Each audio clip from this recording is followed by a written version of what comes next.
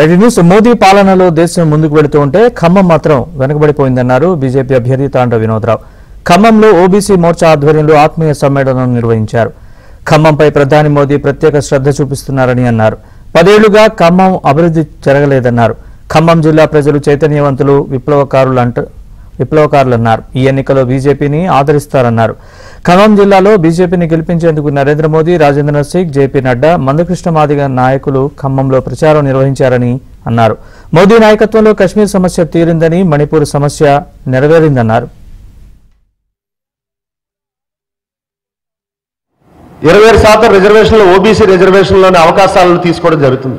పేద మధ్యతరగతికి చెందినటువంటి ఓబీసీ సమాజం దీని ద్వారా కొన్ని వేల మంది మేధావులుగా గుర్తింపుకి అవకాశం దొరికింది.